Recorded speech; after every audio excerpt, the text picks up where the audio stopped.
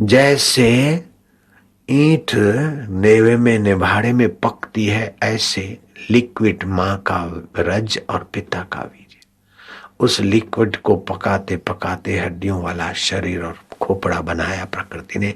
तो कितना निभाड़े में तो ईंट 4-6 दिन तक पकती है। हम हजूर 10-10 महीने, 9-9 महीने, 8-8 महीने पक के आए और फिर ये मर जाएगा, इतनी पक्की बात है। तो इसका सदुपयोग कर लो, मेरी हाथ जोड़ के प्रार्थना है। बस सत्य वो अच्युत है, उसको पालो। आपके पास वो बुद्धि दी है अच्युत ने। पेट भरना, बच्चे पैदा करना, दुख आए तो भाग जाना, सुख आए तो चिपक जाना, इतना तो कुत्ता, घोड़ा, गधा, बिल्ला, पशु सब जानते। आप पढ़ लिख के भी इतना ही किया तो आपने अपने साथ धोखा किया भैया। वाहवाही हुई, सीट बनी रही, हम मौज में है। लेकिन सीट चली गई, वाहवाही चली गई तो आप दुखी हो जाएंगे ना भैया। सब अनुकूल है, मजा है, लेकिन थोड़ी प्रतिकूलता होगी तो मजा चली जाएगी ना। हम तो चाहते हैं कि अनुकूलता और प्रतिकूलता ये आती जाती रहेगी, लेकिन आप ऐसी जगह पे पहुंचो कि आपके आगे खिलौने हो के चले जाए, आप उस खिलाड़ी के साथ अपना दिल मिलाकर जिए। बस बहुत ऊंची बात है और बहुत सरल है, सहज है। सिद्धियां पानी है तो मेहनत करनी पड़ेगी, ये करके उसमें मेहनत है। छाया पुरुष को बनाना हुई, उसमें मेहनत है। अच्युत की शरण में मेहनत नहीं है, और उन सब से ऊंचे पद पे आप पहुंच जाएंगे। विवेकानंद ऐसे सज्जन के पास गए थे तो प्रसिद्धि थी, तो तब उस आकाश में हाथ घुमाकर वस्तु देने वाले साधु ने विवेकानंद को प्रभावित करने के लिए जो मांगते गए वो देते गए। तो करीब उनके हॉल का एक कोना ढेर हो गया वस्तुओं का। विवेकानंद ने कहा कि मैं मांगता गया, वो देते भी गए, आकाश में हाथ घुमाते। और उनके वो जगह का, कमरे का एक कोना में ढेर बड़ा खासा हो गया। फिर भी भाइयों, परमात्मा प्राप्ति के आगे इसकी कोई कीमत ही नहीं है। मैं अखंडानंद की बात करता हूं ना, कि किसी साधु के पास गए थे, वो मन चाहे चीज दे देते थे। तो रात को 10 बजे गए और बोले क्या खाओगे? बोले मालपुए खाएंगे। अरे रात को 10 बजे मालपुए? अच्छा, तो बातों में रखा और संकल्प किया। फिर यूं हाथ घुमाए तो हाथ में तसला आ गया। 10 आदमी खाए उतने मालपुए। अखंडानंद अपने आश्रम में आए थे, अहमदाबाद, इस मोटे आश्रम में, मोक्ष कुटिया में बैठे थे साथ में, और पतरे वाला हॉल था, वहां सत्संग भी उन्होंने किया था। ये अखंडानंद जी का अनुभव, किसी पूर्वकालीन अनुभव नहीं, इसी युग का। फिर अखंडानंद जी बोलते हैं, उनके प्रवचन के द्वारा, पुस्तक में भी ये बात है, और मैंने ये पुस्तक से सुनी है, उनके मुख से नहीं सुनी, पुस्तक से सुनी। बोलते हैं कि हमने ये मालपुए खाए, हमको स्वाद भी आया मालपुए का और नींद भी आई। सुबह जब हम लोटा लेकर मालपुए खाली करने गए, आप समझ गए ना? हाँ, तो हरिजनों की बस्ती में 2 माइयां बुरी तरह लड़ रही थी, चिल्ला रही थी। तो एक हरिजन बाई ने कहा कि रांड, बारातियों के यहां से 10 आदमी खाएं उतने मालपुए में मांग लाई थी, और तू सब जो कुछ मेरे घर में देखती है, कैसी तेरी नजर है रांड, तू चोर। वो बोलती है, मेरे अपने खुगलू की कसम है, अपने फलाने बेटे की कसम है, जो मैंने तेरे माल पे उठाएंगे। तो तूने नहीं उठाए तो रांड क्या भूत ले गए? अखंडानंद कहते कि हमको बड़ी ग्लानि हुई, अब कैसे उसको कहे कि हाँ हमारे पेट में है मालपुए। वे मालपुए तो खाली करके आए हम, लेकिन मेहतरानी के घर के मालपुए भूत उठा के दिया, वो ग्लानि अभी तक नहीं आती। तो ऐसे चमत्कारों में साधक लोगों को प्रभावित होना ईश्वर से दूर होने के सिवा और कुछ नहीं। आप विरोध किसी का ना करो, अच्छा है, उनकी विद्या है, धन्यवाद है, हम सभी से प्रेम करते, लेकिन ऐसी चीजों से हम प्रभावित नहीं हो पाते। ऐसे सज्जन न जाने क्या क्या चीज हमको दिए थे। हमने कहा नहीं, हो गया बस। बोले नहीं, लो रखो रखो। मैं क्या नहीं नहीं, 5-7 तो लेगी थी। हम छोटे थे, हमने इन्हीं आंखों से देखा था कि मदारी आते थे हमारे पिता की दुकान के बाहर, जो मैदान था, तो डुक डुक डुक डुक करके अपना खेल दिखाते थे। बतख लकड़े की डालते थे और छान मिला के, पानी मिला के बोले चाय बनाते। फिर चाय क्या बनाते, गोबर वाला पानी बना देते, फिर उसमें बतख डालते और फिर यूं ढोलक बजाते तो बतख नाचती पानी में। तो होता क्या है, घोड़े का बाल होता है और वो बंधा हुआ होता है, तो ये ढोलक बजाते तो घोड़े का बाल दिखेगा नहीं और वो बतख ऊंची नीची होगी पानी में, और हम समझते थे कि बतख को नचा रहे वाह भाई वाह, और लोगों से पैसे उगराते थे और मिल भी जाते पैसे। फिर वो बोलता ठहरो मैं तुमको रसगुल्ले खिलाता हूँ, और पानी पी लेता वो, गोल गोल पत्थर के रसगुल्ले सालिग्राम जैसे निकालते। अब रसगुल्ले निकल के निकालो तो आपकी मर्जी की बात है, सुवर्ण निकल के फिर निकालो आपकी मर्जी की बात है, लेकिन उन सुवर्ण के रसगुल्लों को शिवलिंग मानकर मुक्ति होना ये हम नहीं मान सकते। जयराम जी की भक्ति सिद्ध महापुरुष होते हैं, योग सिद्ध महापुरुष होते हैं, तत्वज्ञान सिद्ध महापुरुष होते, लेकिन मुंह से रसगुल्ले निकाल के कोई सिद्ध महापुरुष हो गया, ऐसा हमारे शास्त्र में हमने नहीं सुना माना। हम प्रेम सभी से करते, और रसगुल्ले वालों से भी हम प्रेम करते, क्योंकि अपना ही आत्मा है, उनमें सज्जनता है, सद्गुण है, और सारे बहुत सारे सद्गुण भी होते, समाज सेवा आदि है, उनका हम स्वागत करते। लेकिन ये आप ये देख लोगे तो ईश्वर प्राप्ति हो जाएगी, अथवा मैं भगवान हूं मेरे को देख लिया आपका मोक्ष हो जाएगा, इस बात में हमारा मन नहीं मानता है। अगर ऐसा होता तो श्री कृष्ण अर्जुन को क्यों नहीं बोले कि देख मेरे को देख ले, तेरी मुक्ति हो जाएगी, चल युद्ध कर। नहीं, भजताम प्रीति पूर्वकम, जो प्रीति पूर्वक मेरा भजन करते उसके बुद्धि में मैं अपने अच्युत स्वभाव का योग दे देता हूं। आए है कृष्ण, तभी तो तुम्हें प्रणाम करने का दिल होता है, तभी तुम्हारी गीता के आगे सिर झुक जाता है, हृदय झुक जाता है। कैसी गीता है, कितनी माता है माता। माता तो एक जन्म में दूध पिलाती है और मरने वाले शरीर को, और गीता माता तो हमारे मैं को अच्युत का ऐसा दूध पिला जाती है कि हम स्वयं अच्युत हो जाते।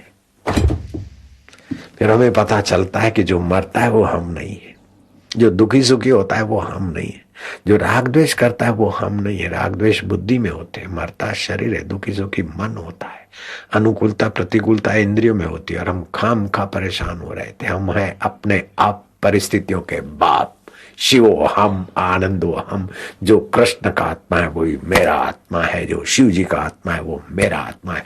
अहम ब्रह्मास्मि चिदानंद रूप शिवो हम शिवो हम।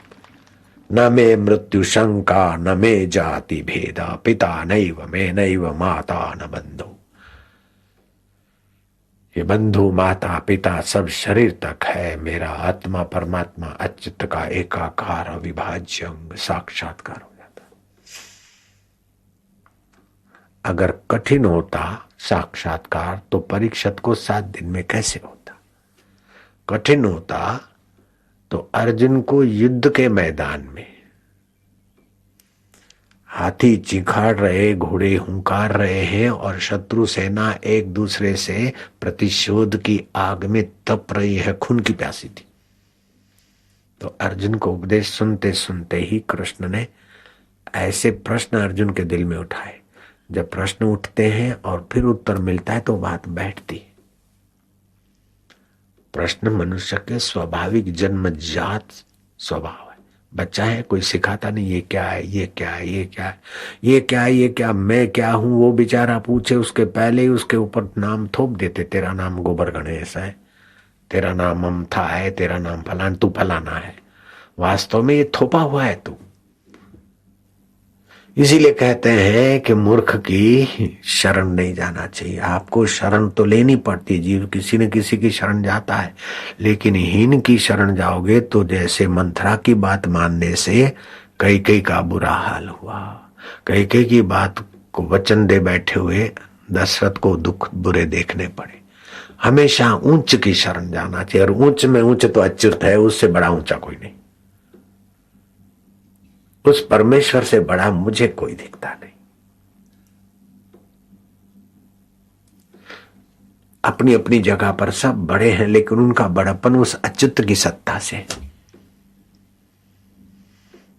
कोई धन में बड़ा, कोई सत्ता में बड़ा, कोई किसी में बड़ा, कोई किसी में बड़ा, लेकिन उनके हृदय की धड़कनें तो उस अच्युत की सत्ता से चल रही है।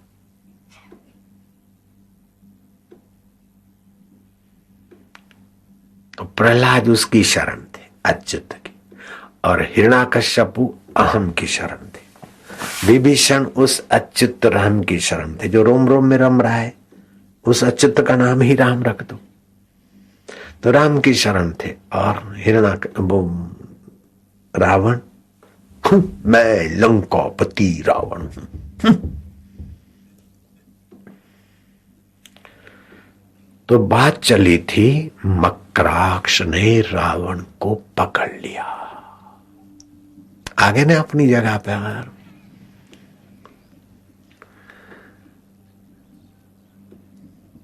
तो रावण की प्रेयसी बाद में यज्ञ की बलि होगी, पहले तू होगा। रावण ने कहा, देख मकराक्ष, तू मेरी बलि दे दे, अब तू छोड़ेगा नहीं। मैं हां बोल देता हूं, लेकिन एक काम कर, मैं जरा पाठ कर लूं थोड़ी अपनी सदगति के लिए। मेरा अपना पाठ पूरा हो जाए, फिर तू मेरी बलि दे देना। इतना तो तू मेरे को। मकराक्ष, राक्षसों में भी दया रहती, राक्षसों में भी प्रेम रहता है, बुरे से बुरे आदमी में भी प्रेम रहता है, गंदे से गंदे आदमी में भी अच्छाइयां छुपी रहती। रावण जरा दैन्य भाव से बोला तो उसके आम को पोषण हो गया। मकराक्ष ने कहा, अच्छा कोई बात नहीं, लेकिन तब तक हम चुप नहीं बैठेंगे। ये तेरी जो प्यारी प्यारी ललना है, सुंदरी मंदोदरी के होते हुए भी इसको रखा है रांड को। हाँ, वो तेरे सामने उसकी बलि देंगे तो तेरी बलि से तेरे को पीड़ा होगी, उससे भी ज्यादा तेरी मानसिक पीड़ा तो दूंगा तेरे को। हाँ, यज्ञ की लपटें चल रही है और रावण में देख रहा है, और उसकी चोटी घसीट के मकराक्ष जो उसका है मुंडी पकड़ता है और आज्ञा देता है कि चले चला के मुंडी देख ले अपनी प्यारी का। सिर फेंक दी यज्ञ में, शरीर को उठा के फेंक दिया। तो रावण को मर जाने का इतना दुख नहीं हुआ जितना वो क्रोध हुआ, क्योंकि काम अगर पूर्ण नहीं होता, कामना पूर्ण करने में कोई विघ्न डालता है तो क्रोध आता है। तो क्रोधाग्नि से जलने लगा रावण, और वहां सामने यज्ञ अग्नि का धुआं वो भी जला रहा था। लेकिन रावण में चतुराई थी, शिव जी का भक्त तो था। तो पाठ लंबा करते समय के कारण रावण के असुर लोग, रावण की सेना के लोग आ गए और मकराक्ष की ऐसी तैसी कर दी। रावण निर्बंध हो गया। तो प्रार्थना और पाठ कितने कितने खतरों से बचा देता है। फिर भी रावण को यज्ञ की तापने और क्रोधाग्नि पीने ही पड़े, क्या करे। उस ताप ने रावण को ऐसा तप्त रोग कर दिया, सूखा रोग कर दिया कि रावण बहुत इलाज करने के बाद भी रावण की गर्मी शांत नहीं हुई, तपन शांत नहीं हुई। तब भगवान शिव जी की आराधना की और शिव जी प्रकट हुए और रावण को जो उपाय बताया, मैं वो उपाय तुम्हें सुना देना चाहता हूं।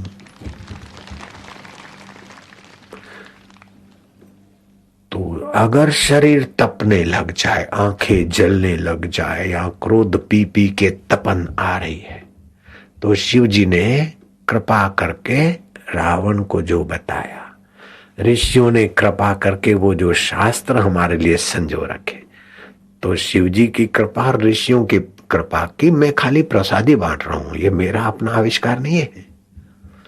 क्या करना है कि जीभ को कौवे की चोंच की नाई गोल घुमा के बाहर कर दिया शुद्ध हवा में, फिर जीभ के द्वारा श्वास खींचना है और घूंट भर के पीना है। कितनी भी गर्मी हो, कितना भी मासिक स्राव होता हो, डॉक्टर बोले नहीं बचेगा, रक्तस्राव बंद नहीं होता, एकदम जादू, दवाइयां गोलियां इंजेक्शन सब बां पुकार गए, फिक्र नहीं, बस यूं किया।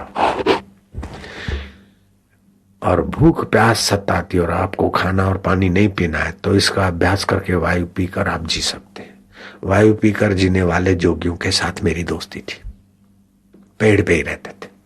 मैं ऐसे बापूजी नहीं बन गया हूं, बहुत मैंने पापड़ वेले, बहुत बहुत संतों का संपर्क किया, अगले जन्म का जो था, लेकिन इस जन्म में भी अच्छे अच्छे महापुरुषों का खूब प्रसादी मिली है मेरे को।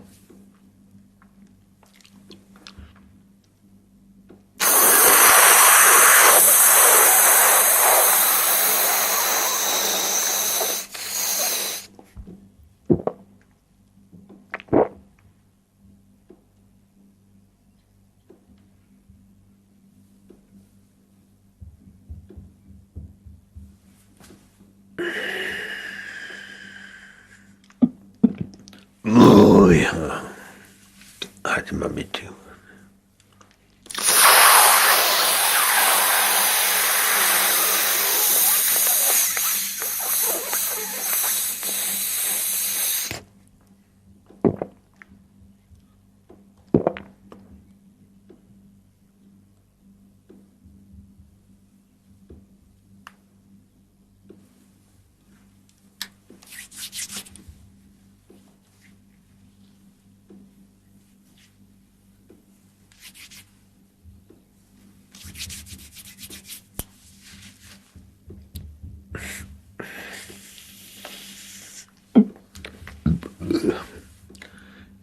मैंने हाथ की हथेली रगड़ी, मन में ओम ओम जपना है या राम राम, उसका अपना प्रभाव पड़ता है।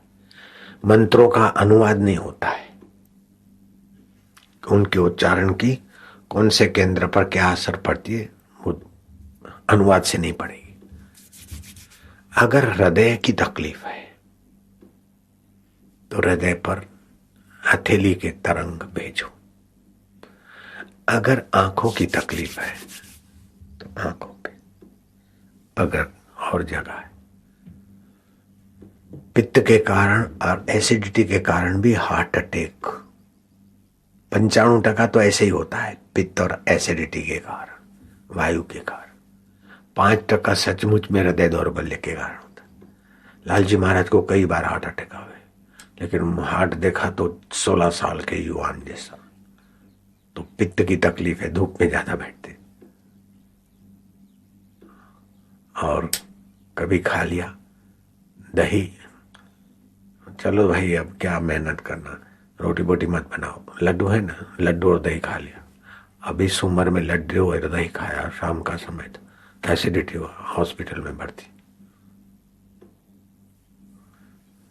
तो ये तो क्या खाना है इसका भी ज्ञान बाल्यकाल में आयुर्वेदिक ढंग से स्कूलों में पढ़ाना जरूरी है, तो इससे बीमारियों से बड़ी रक्षा होती है। जैसे ये सीजन में बता रहा हूं ना कि अभी नीम के पत्ते और ये सब आयुर्वेदिक सिद्धांत के अनुसार बता रहा हूं, तो ये बचपन में हो तो आप इतने बीमार नहीं हो सकते।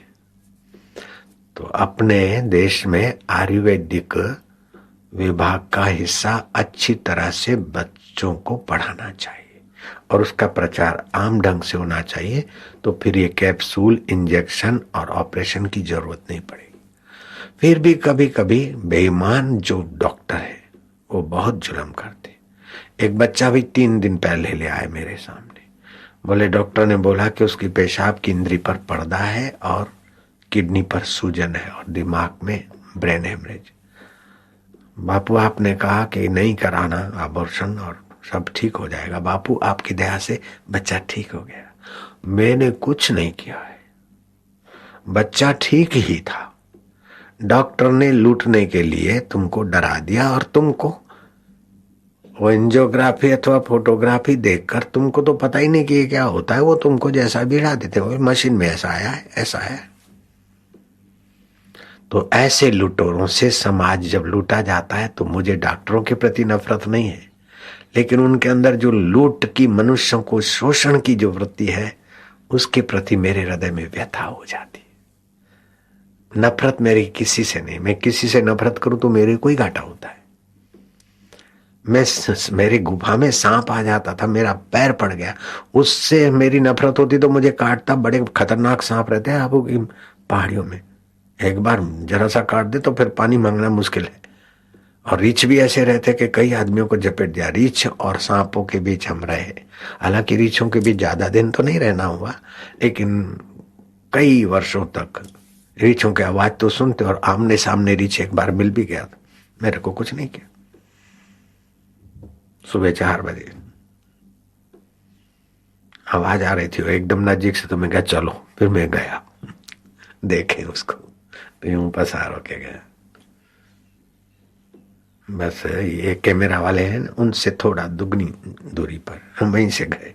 वो जा रहा था, न उसको भय था मेरे से, न मेरे को उनसे भय था। अगर मैं उनसे डरता तो भी गड़बड़ होती, अगर वो मुझसे डरते तो भी डरता। जब सब में अच्युत है तो क्यों डरना है, क्यों डराना। आप डरो नहीं, किसी को डराओ नहीं, दूसरे को डराओगे तो आप जरूर डरोगे। आप किसी को ठगो नहीं, अपने को ठगवाओ मत। आप किसी को बेवकूफ मत बनाओ और किसी से बेवकूफ मत बनो। तो जो सोनोग्राफी के द्वारा अथवा दूसरे सलाह के द्वारा मरीजों का शोषण करते हैं, ऐसे डॉक्टरों को हम हाथ जोड़कर प्रार्थना करते हैं कि वो शोषण का पैसा आपकी बुद्धि में जो योग्यता है उसको हर लेगा। आपके बच्चे बच्ची और कुटुंब में जो शांति है उसको हर लेगा। फिर आपको दारू पीकर नींद करनी पड़े, ऐसा क्यों करो भैया। आपको इंजेक्शन लेकर सोना पड़े, ऐसा क्यों करो। आपको बाटले चढ़ाने पड़े, ऐसा क्यों करो भैया। आप बापू की नहीं मस्त रहो ना।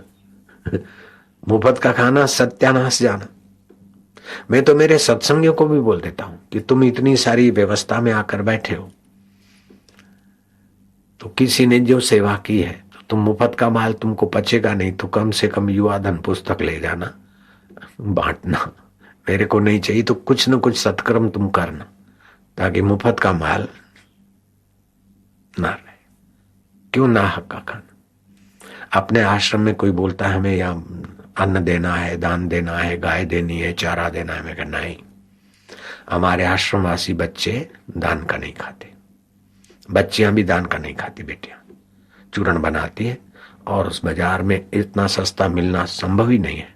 इन बच्चियों की सेवा से भगवान का सुमरण वाला, अनुष्ठान वाले, वाइब्रेशन वाला चूर्ण लोगों को लाभ करता है और इनको सेवा मिल जाती है, खर्च निकलता रहता है।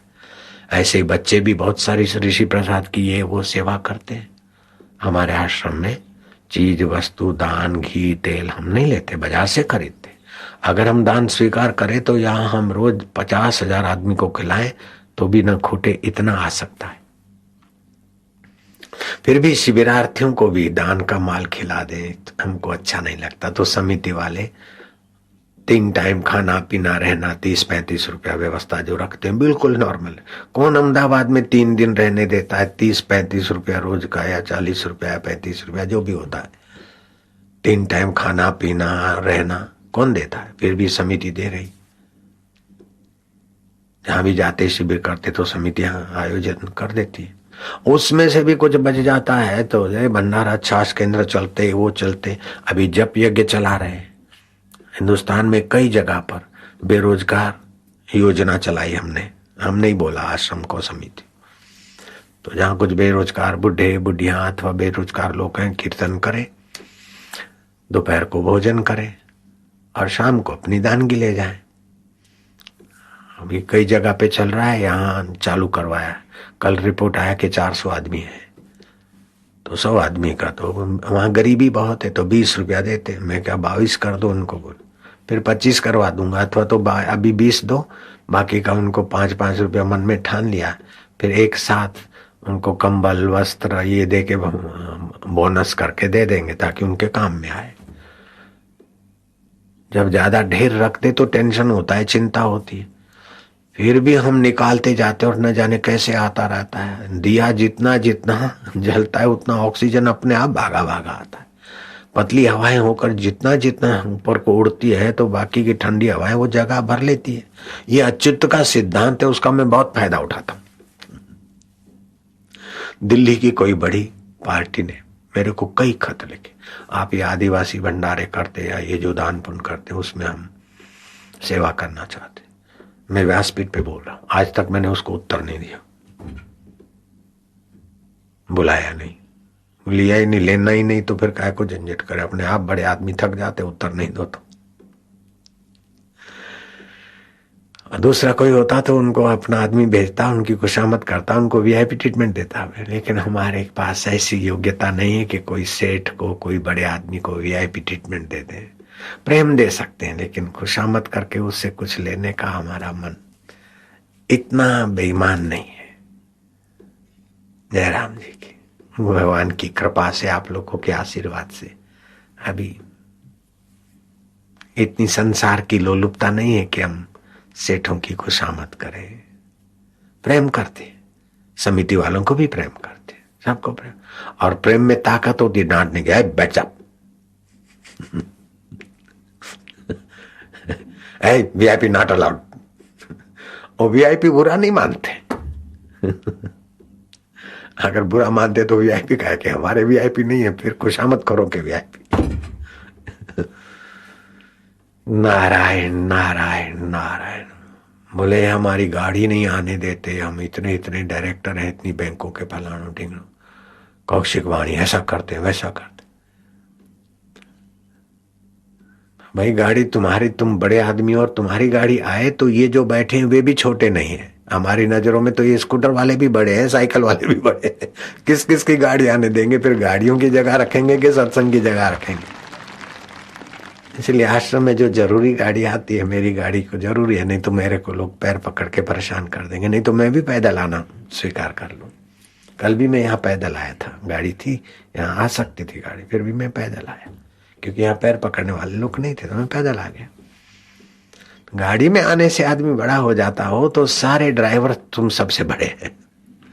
ऊपर बैठने से आदमी बड़ा हो जाता है तो चिड़िया और गीद सबसे बड़े हैं। जयराम जी भाई, बड़े में बड़े अच्युत से कीर्ति करने वाले की चरण रज भी बढ़िया है, हमारे भाग्य को बढ़िया बना देती है।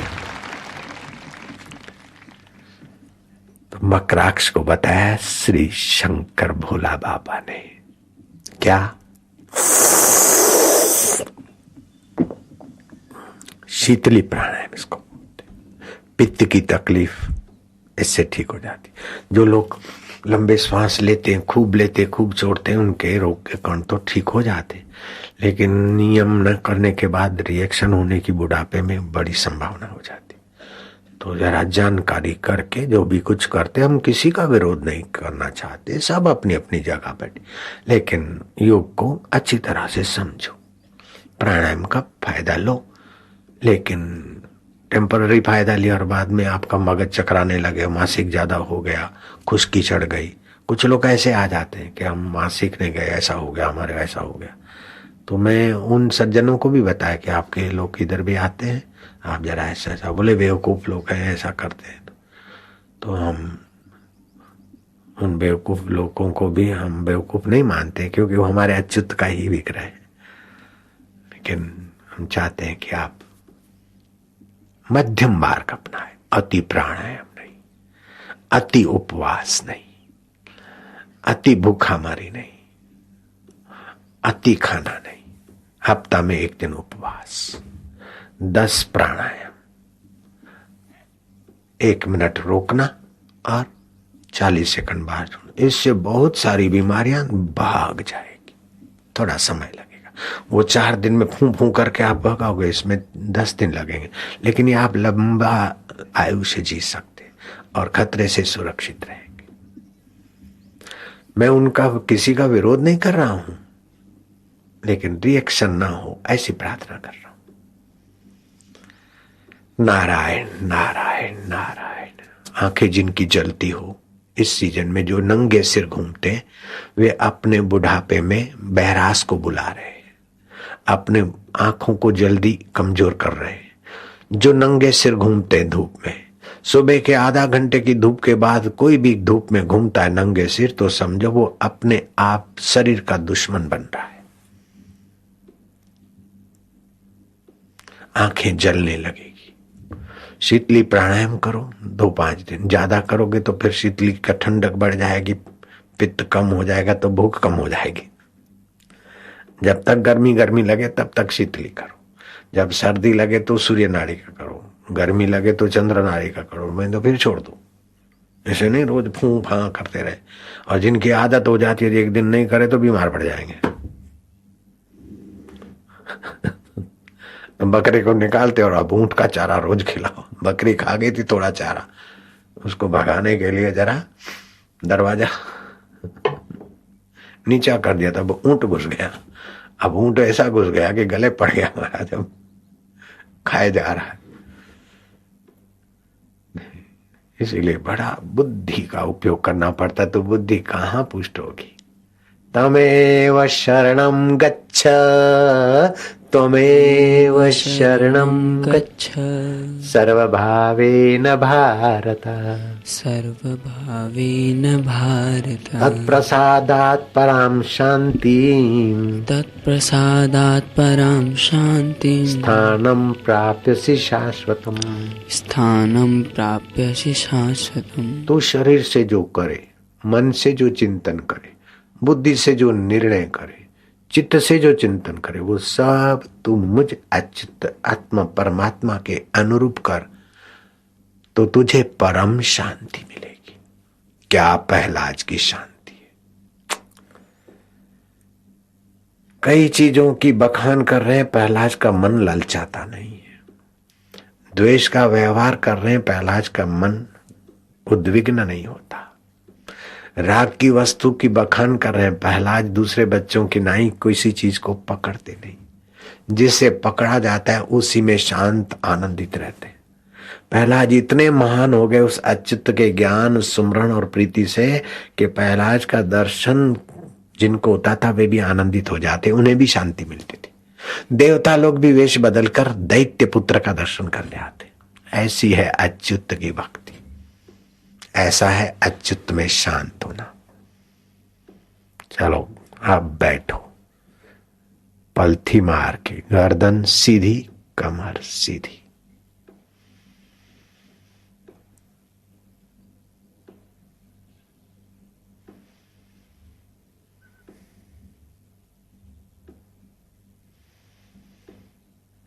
श्वास चल रहा है,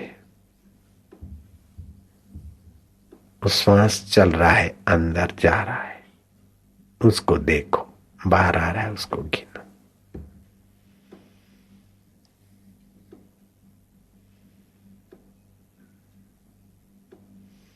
अब उसमें महिलाएं हैं, बच्चियां हैं, तो उसमें राम मिला दो, और भाई और बच्चे हों तो उसमें ओम मिला दो। श्वास अंदर गया, ओम। देखो ऋषियों ने कितना विश्लेषण किया है। राम मिला है और वो ओम मिला है, क्योंकि पुरुष विचार प्रधान है, महिलाएं भाव प्रधान है।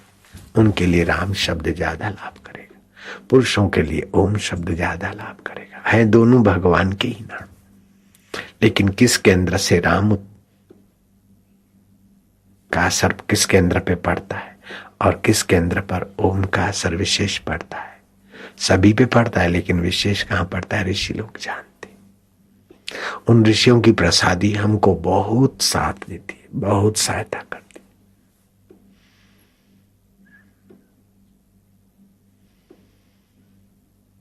ऋषियों ने मंत्र बनाए नहीं है, वो मंत्रों के रहस्यों को खोजने वाले हुए, ऋषि तू मंत्र दृष्टार न करतार। ओम की महिमा का खोज भगवान नारायण ने की। ओमकार मंत्र के ऋषि भगवान नारायण।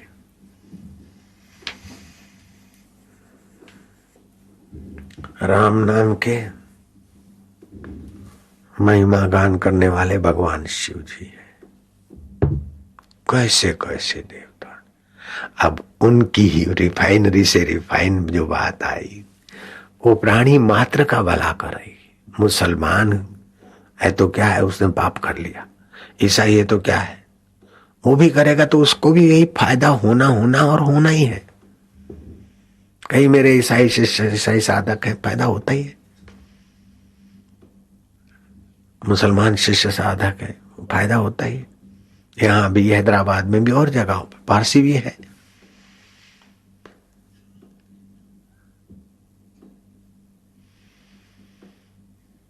कई पारसी परिवार दीक्षित हैं अपने, और कई ऐसे हैं कि पति पारसी और पत्नी और है, और दोनों मेरे शिष्य हैं।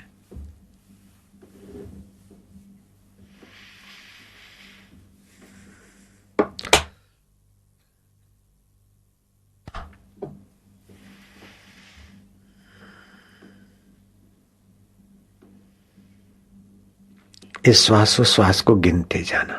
आप टीवी में देखने वाले भी हाथ पैर धोकर ये अभ्यास करोगे तो आपको भी लाभ होगा। श्वासोश्वास को आप गिनते जाना, इसका बड़ा भारी लाभ है। इसका लाभ कितना सारा है वो बोलूंगा ना तो समय मेरे पास नहीं है, विषयांतर हो जाएगा। बहुत लाभ है, आयुष्य बढ़ जाएगी, मन की चंचलता मिटेगी, और जब ध्यान करोगे तो 10 गुना प्रभावशाली हो जाएगा। निर्णय शक्ति, अनुमान शक्ति, क्षमा शक्ति, शौर्य शक्ति, सारे सद्गुण विकसित हो। 108 तक की गिनती अगर बिना गलती के आप करने का अभ्यास में सफल हो गए, आपको परिवर्तन मालूम पड़ेगा तन में, मन में, बुद्धि में। इतना ऊंचा साधन है। कबीर जी ने इसकी महिमा गाई। माला श्वासो श्वास की जगत भगत के बीच, जो फेरे सो गुरुमुखी, ना फेरे सो नीच। जो नीचे मन के हैं, जो नीची वस्तुओं के चाहक है, वो ऐसी ऊंची साधना नहीं कर सकते। और जो ऊंचे अच्युत के प्यारे हैं, वो ये साधना किए बिना रह नहीं सकेंगे।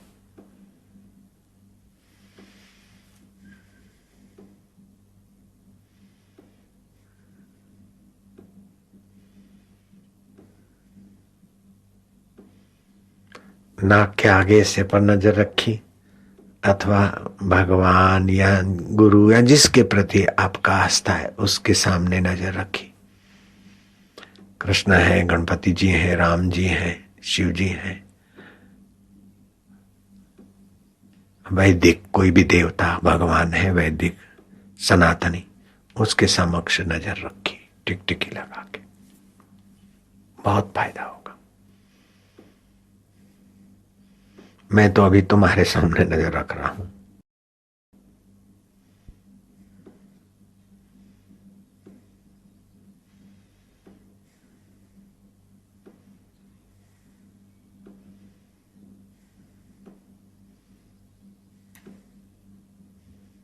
और तुम मेरे सामने करते होगे टीवी में बैठ के, तो तुम्हें भी मजा आएगा, क्योंकि मैं अब अच्युत के साथ मिलकर कर रहा हूं। तुमने नहीं देखा तो देखने वाले कोई देखने का फायदा उठाओ। रामतीर्थ अपनी पत्नी को बोलते थे कि तुमने नहीं देखा परमेश्वर को तो क्या बात है, मेरे हृदय में प्रकट है, तू मेरे सामने बैठ, मेरे को देखा कर। और उसको बड़ा लाभ हुआ। प्रवचन में बोलते थे। कितने सत्य वक्ता थे रामतीर्थ। मैंने अपनी पत्नी को बोला, तो मेरे सामने बैठ के मेरा ध्यान किया कर। अब मैं उसका ध्यान करता हूं। मैं और वो एक हो जाएंगे तो तू फायदे में हो जाएगी। वास्तव में वो और हमें एक थे, हैं और रहेंगे। पता चला उनकी बलिहारी।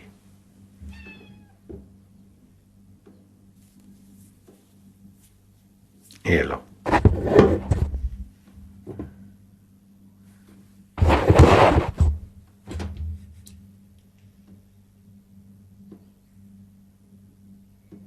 डूबते जाना। जिन्होंने दीक्षा ली है उनको कुंडलिनी जागृति का अभी अभी अनुभव भी हो सकता है, बहुतों को हो जाएगा। कुंडलिनी जगाने के लिए 12-12 साल की जो छोटी छोटी साधना है, कहीं 1 साल की साधना है, वो सब करने की जरूरत नहीं, ऐसे ही जागृत हो जाती है।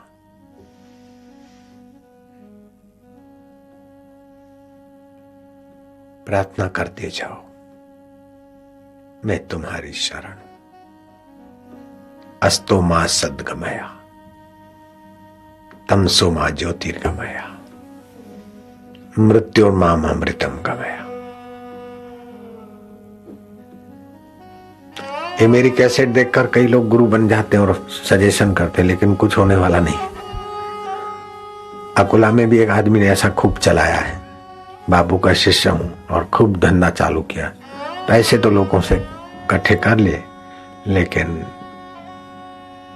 अब लोग भी बिखर रहे हैं और वो भी बेचारे उलझ रहे हैं। और फिर अखबार में छपवा देते कि बापू ने आशीर्वाद दिया मेरे को। बिल्कुल झूठी बात। कोई मेरे लिए कुछ भी छपवा दे, मेरा दिया का दिया नहीं करता रहता।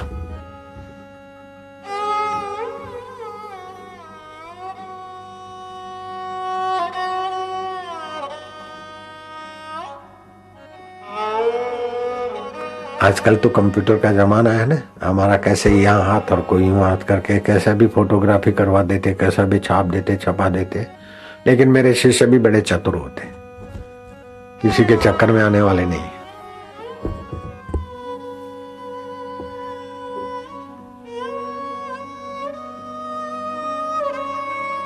बरस रही है उस अच्युत की, परमेश्वर की, सर्वेश्वर की करुणा कृपा। तुम उसकी शरण चले जाओ। शरण का मतलब है न किंचित अपि चिंताएं। जहाज में गाड़ी में बैठे फिर क्या यात्रा करने की चिंता करते कि मैं दौड़ूं तो जरा जल्दी पहुंचू। अब दौड़ना नहीं, बैठे रहो बस। पायलट जाने उसका काम, जाने मौसम और कहां लैंडिंग करना। रेलवे का इंजन जाने और उसके प्लेटफॉर्म कौन से पर गाड़ी खड़ी रखनी है और सिग्नल मिला न मिला वो जाने। तुम्हें चिंता नहीं करनी।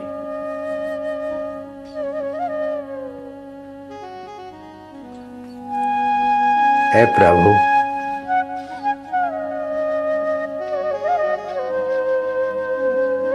तुम प्यार करते जाओ बस, बाकी का काम वो जाने और हम जाने।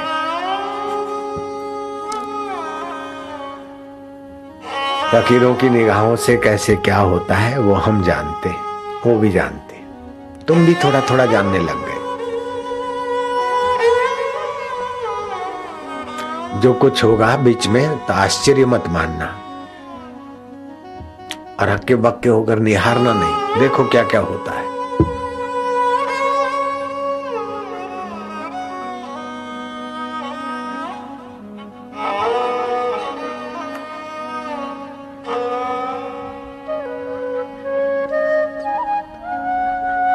आनंद है।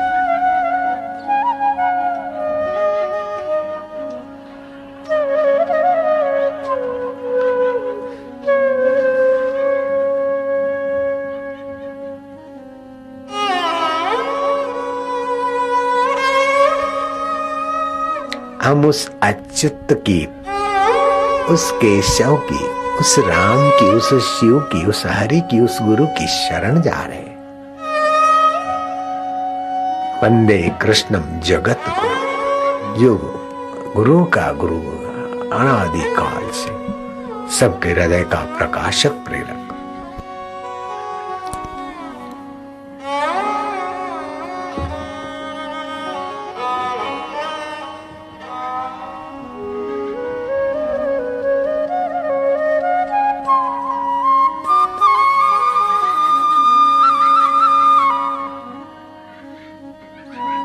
अपने तरफ से कुछ कोशिश मत करना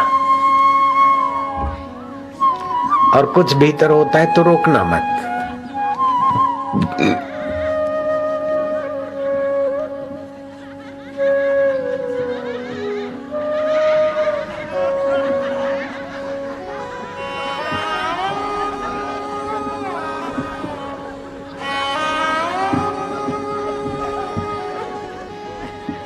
ये पागलों की महफिल है, यहाँ चतुर आदमी चकरा जाएगा। मंसूरी मस्ती को लोग बिचारे क्या जाने, साधक की हस्ती को लोग बिचारे क्या जाने। मीरा भाई प्रेम दीवानी। भागवत में श्री कृष्ण ने कहा, वाग गदगदा, पानी गदगद हो जाए, द्रवते यस्य चित्तम, चित्त तुम्हारा द्रवित हो जाए। हसती क्वचित, कभी हंसी उभरी, रुदती भीक्षणम, कभी भयंकर रुदन हो जाए। उद्गायंती, कभी गान पैदा हो। विलज्जे नृत्यंती च, लज्जा छोड़कर नाचने का भी हो जाए। मद भक्ति युक्तो भुवनम पुनाति, ऐसा भक्ति युक्त मेरा भक्त त्रिभुवन को पावन करने वाला हो जाता है। प्रहलाद को ऐसा होता था, गौरांग को होता था, रामकृष्ण देव को होता था, नरेंद्र जी को भी हुआ और विवेकानंद बने। बापू जी आपको? हाँ जी हुआ।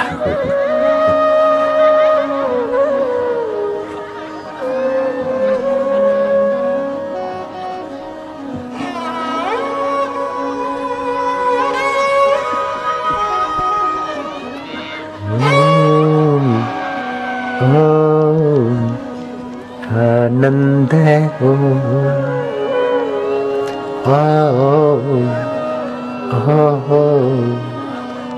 प्रभु जी ओम,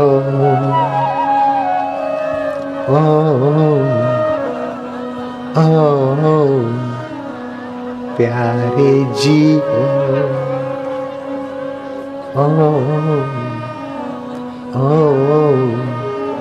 मेरे जी।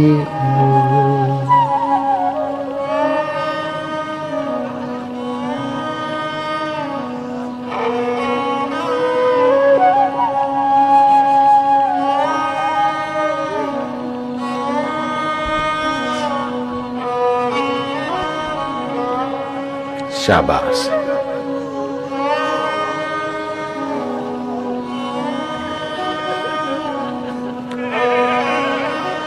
गाड़ी चल पड़ी पटरियों पे, अब स्पीड अपने आप बढ़ती जाए।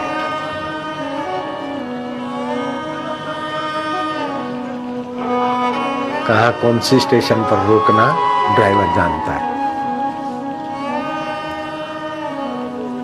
आपकी मुसाफरी हो रही है, आपको भक्ति करनी नहीं पड़ रही है, योग करना नहीं पड़ रहा है, सब होता जाएगा अपने आप।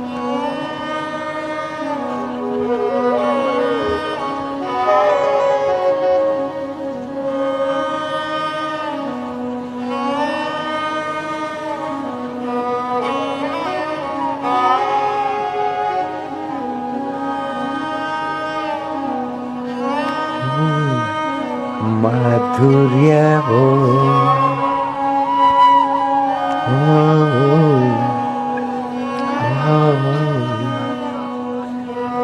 शांति ही हो,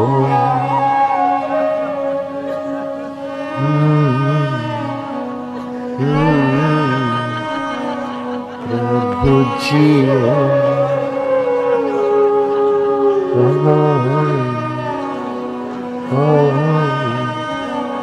गुरु जी हो।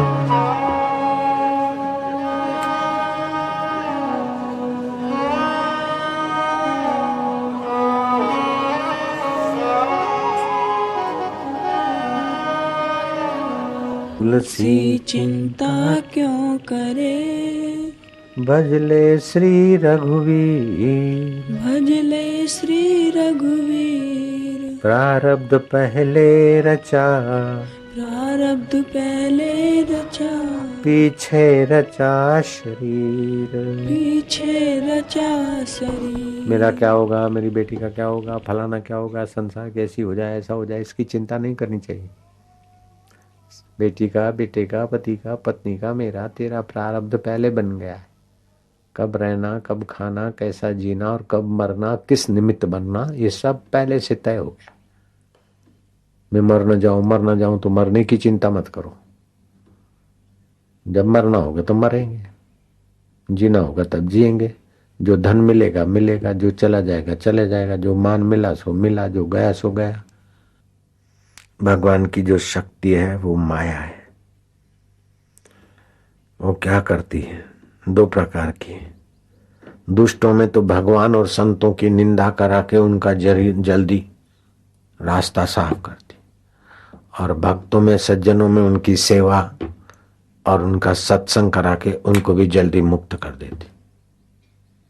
भगवान की माया शक्ति के दो कारण। दुष्टों में और थोड़ी दुष्टता का रंग ला के हिरण्याकश्यपु का ठिकाना कर दिया, और प्रहलाद में भक्ति भर के और चमका दिया, रावण को और थोड़ा भड़का दिया गया, कंस को देवकी का 8वां, पहले वाला 8वां कि आखिरी वाला 8वां नारद जी ने करके कंस की दुष्टता को और गति दे दी ताकि जल्दी ठिकाने लग जाए। तो आप अगर भगवान के रास्ते जाते हैं तो सत्संग के द्वारा, दुख विघ्न बाधा निंदा के द्वारा दुष्ट तो नरकों में जाएंगे और आपकी घड़ाई पिटाई घुटाई में आप ईश्वर की तरफ ज्यादा जाएंगे। ये भगवान की माया की दो शक्तियां हैं।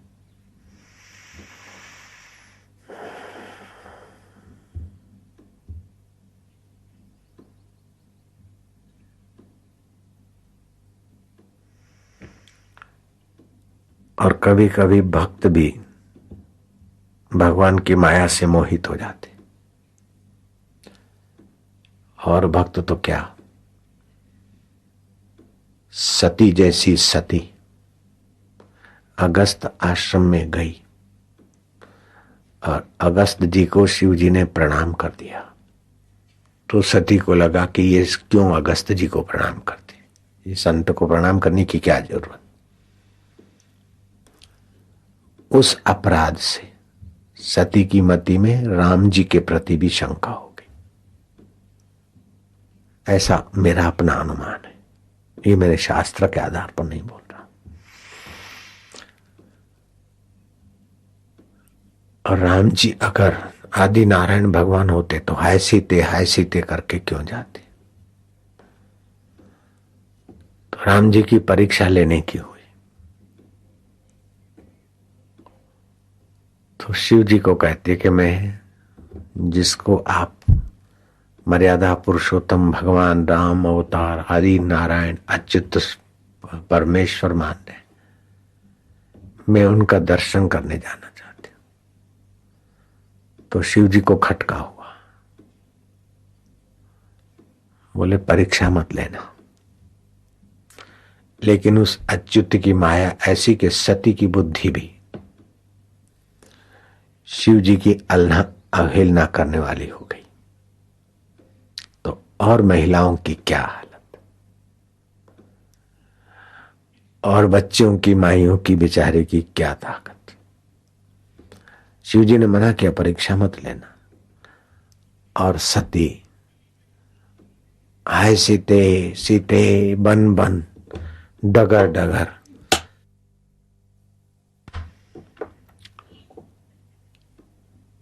उस पगडंडियों की गली गुलियों में हाय सीते सीते कर रहे, और सती ने सीता का रूप धारण करके दूर से दिखाई दी ताकि राम जी सीता समझ के दौड़ के आते हैं कि नहीं आते।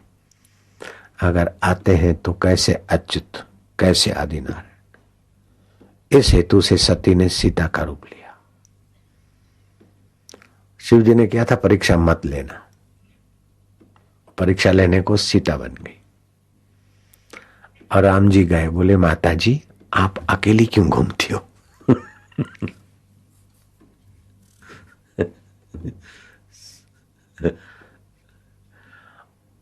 और फल यह हुआ कि दक्ष के यज्ञ में इस गलती का प्रायश्चित सती को अपना शरीर जला देना पड़ा। ध्यान देना, देवता का शरीर भावमय होता है, पंचभौतिक नहीं होता। और फिर पर्वतीय इलाकों में किसी श्रेष्ठ पुरुष के यहां जन्मी और तप किया, कोटि जन्म लगी रगर हमारी, वरऊं तो शंभु न तो रहूं कुमारी। फिर पार्वती कहलाई। तो महाराज जब सती जैसी की श्रद्धा संत के प्रति अथवा अपने प्रति की आज्ञा के प्रति अवहेलना कर लेती तो साधारण जीव की क्या हालत। तो भाई क्या करें अब? तो आप श्रद्धा की रक्षा के लिए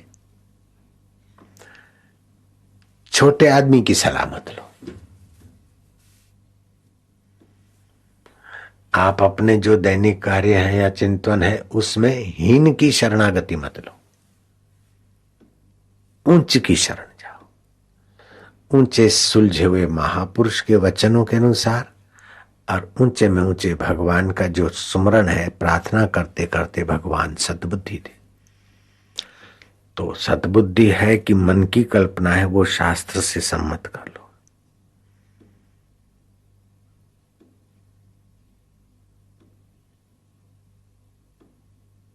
कबीर जी ने अपने शिष्य गरीबदास को कहा, शीश तुम्हारा जाएगा। कबीर के शिष्य गरीबदास कहते, शीश तुम्हारा जाएगा, कर सदगुरु की भेंट। ये सिर तो चला जाएगा, इसलिए अपना अहम सतगुरु के चरणों में भेंट कर दो। अहम ही तो राग और द्वेष की खान है, और उसी से अनुकूलता, प्रतिकूलता और इंद्रिय लोलुपता होती है। जो स्वाद के लिए खाने को आए तो उसी वस्तु को रख के मन को झकाओ तो भी इंद्रियों का आकर्षण हटेगा। गरासियाओं की कढ़ी मसराम बाबा को अच्छी लगी, फिर याद आने लगी, एक बार खाई तो मैं दोबारा कढ़ी पी पी के वमन करते थे और मन को तौबा करा दी। जलेबी की लालच हुई राजा भरतरी की। दुकान वाले ने कहा साधु हुआ फिर भी जलेबी का शौक नहीं गया, जाओ मजूरी करो, कमाओ। मजूरी करके 2 आने की जलेबी ली, 1 सेर लगभग किलो। सेर होता है बंगाली सेर 80 तोले का, किलो होता है 86 तोले का। दिन भर की मेहनत, आज 70 रुपए मिलते, उस समय 2 आने मिलते थे। 1 किलो जलेबी मिल गई, खाली आंकड़े बदले, कमाई उतनी। जलेबी ले गए पुड़ी का सरोवर किनारे, भिक्षा पात्र में गोबर, गोबर का कोर मुंह में डाले और जलेबी मुंह को दिखा के झका के तालाब में फेंके।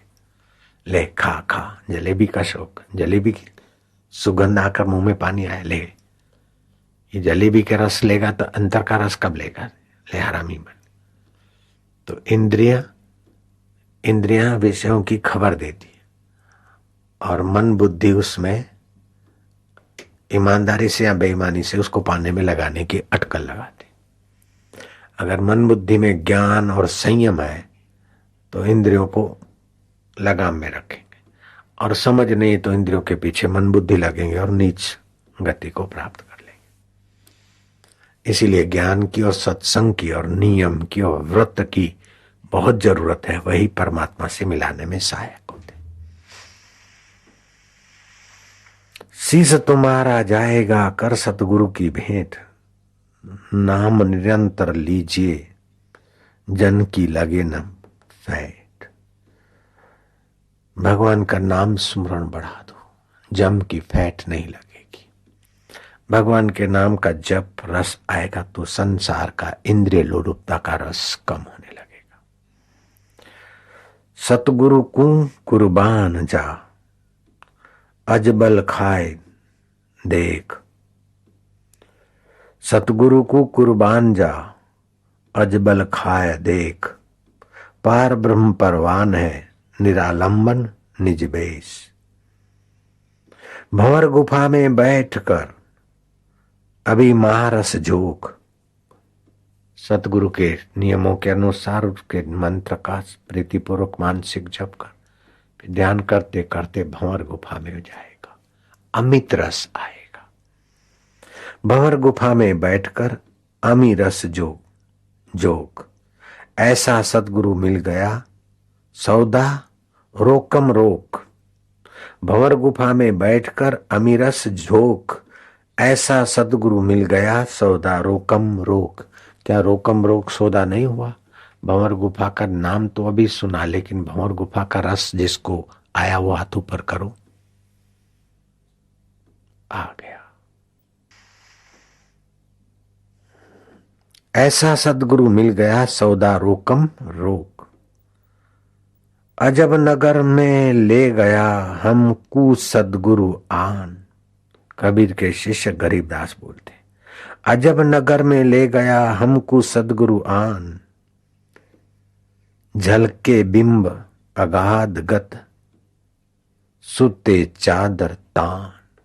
अब तो अगाध शांति और माधुरी रस अंदर पी रहे, चादर तान के सोए हैं, तभी भी वही विश्रांति और शांति। ध्यान लगा तब तो लगा, लेकिन ध्यान करते करते तो ध्यान का रस जिनको मिल गया, लेटे लेटे भी उस ध्यान के रस में चादर तान के लेटे।